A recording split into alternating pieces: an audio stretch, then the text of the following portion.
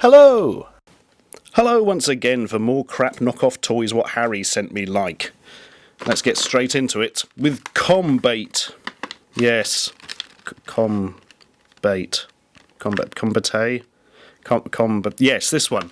Rama Triton Sri Lanka, presumably the SL stands for, have made Combate for our enjoyment. Yeah, doesn't look like there's going to be a whole lot of enjoyment going on once we open the packet. Oh, proper. Look at that. I've actually got... Oh my goodness, it's like being at the Ritz Hotel. They've actually got printing on the back of the cardboard instead of a sticker, and it's all in Spanish.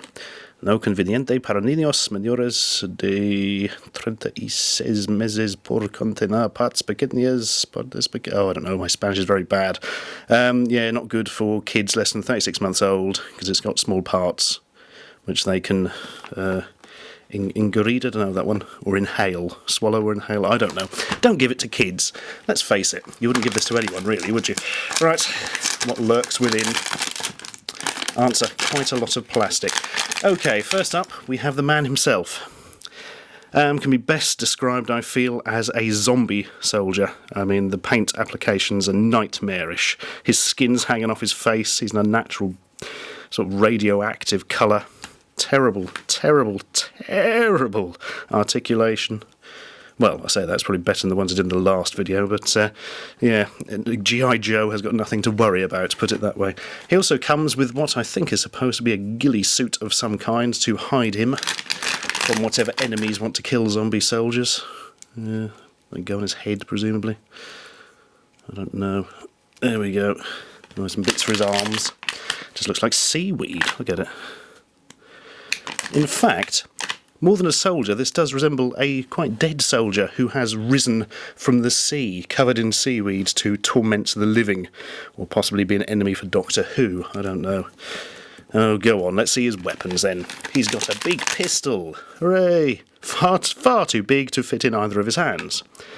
Well, as I think he's zombified by now, he probably doesn't have the intelligence to shoot his gun, including the rifle that's almost as big as he is and is obviously never going to fit in his hand in a million years. Classy. Right, let's clear some room for the next tat. Away with you, Combate. Back to the grave. Next up, it's a bit more Spanish with Guerreros, which I think means warriors. Some sort of manga/anime art on the back there that's probably been stolen from something, and a very, very weird looking figure. Well, again, some proper printing on the back. And, oh yes, there's a sad onion lurking in the corner there. I think this character's supposed to be based on that one, isn't it? The sort of white guy, woman, can't really tell, with green hair. But it's all gone a bit pink nightmarish. All gone a bit glam rock, if you like. Go on, let's tear her abroad and see what lurks. Ooh, a special crown. He's king of the weirdos.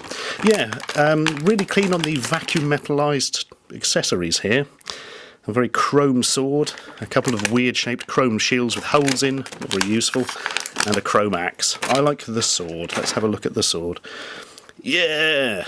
Fight on with my very strange articulation. Where's my crown? Yeah, nobody question my power as I stand around in ludicrous pink get-up. Armour's not staying on very well. What do he looks like under it? One way to find out. I have a horrible feeling I'm going to end up breaking this, actually. No, let's not try... Oh no, hang on. It does come off. Here I am, undressing a pink action figure. That's what I do for a living. Dearie me. I'm not sure how that bit comes off, actually. Oh, his little skirt won't come off either. Oh well, you'll have to just imagine what his chest looks like. No, you won't. I've managed it. Oh no, this bit's fallen off. Oh dear. I'm not going to be able to take this back for the pound now, am I? But wait, actually, this was £1.99, wasn't it, from a place called Circle 7, which I've never heard of. Presumably purchased directly from the 7th Circle of Hell. Speaking of which, there's now an astonishing smell of really cheap plastic and rubber in the room. I think I shall blame this figure. And, yeah, he's sort of horribly mutant and disfigured by the time you've taken off his armour.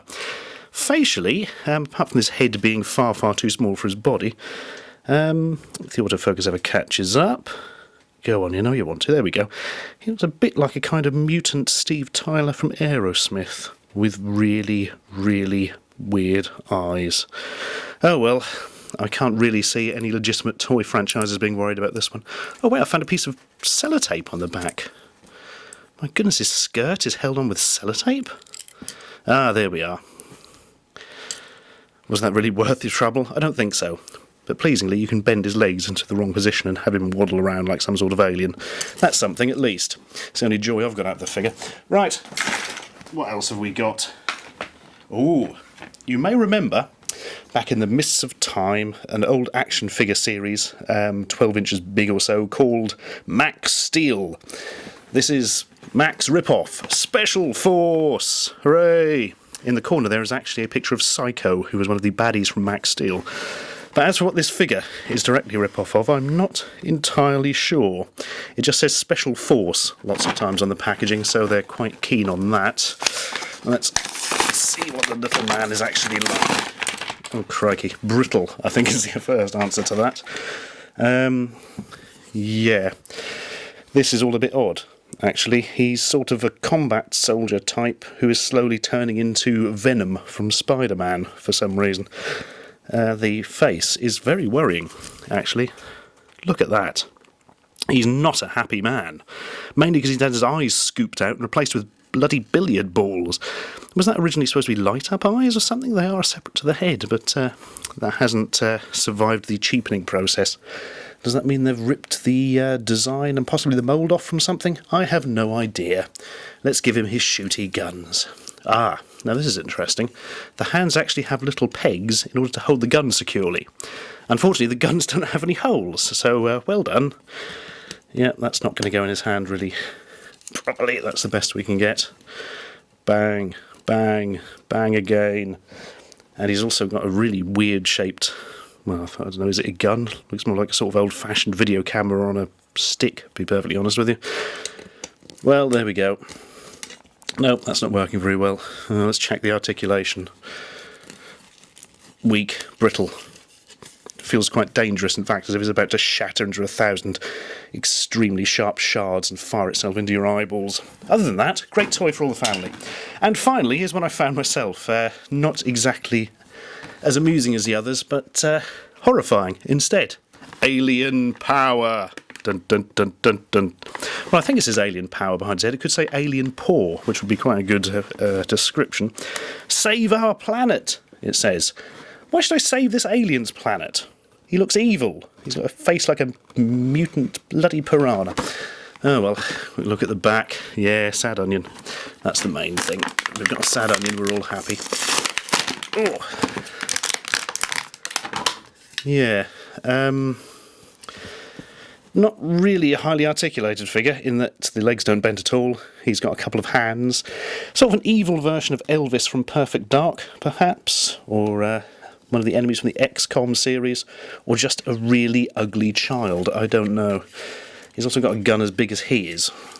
Does it go in his hand? Yes. The Earth is doomed. Have a nice day. He looks like he should be fighting against the Max Steel ripoff, actually. And that right there was more fun than anyone has ever had with these figures before. One interesting point, he's got a big red button on his chest that's just painted on. Does this mean it's ripped off from a design that originally had a button that did something electronic? Who knows? And more to the point, who cares? There we are. That's what lives in discount shops, and they think your children want to play with.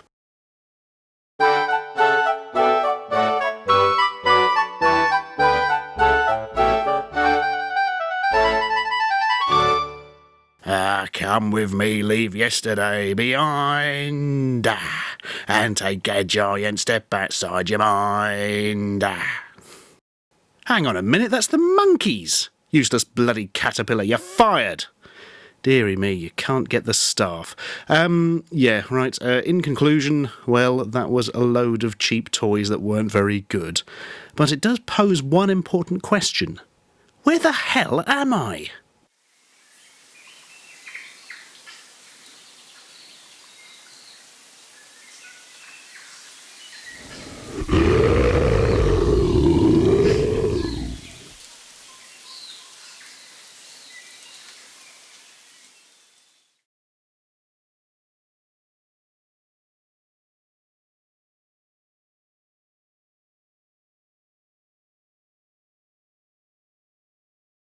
Oh, I hope this joke works. I've just carried part of my bloody sofa to a field and back for nothing.